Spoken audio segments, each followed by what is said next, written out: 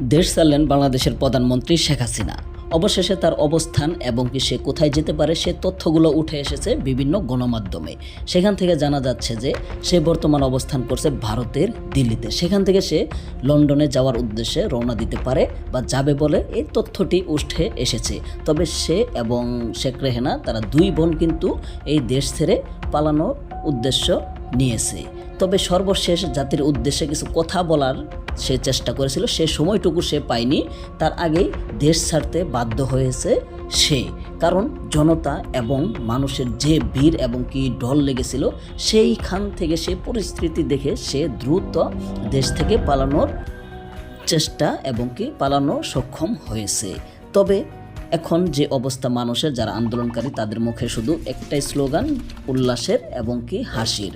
তো ধন্যবাদ সবাইকে। পরবর্তী খবর পাওয়ার জন্য চ্যানেলটি সাবস্ক্রাইব করুন।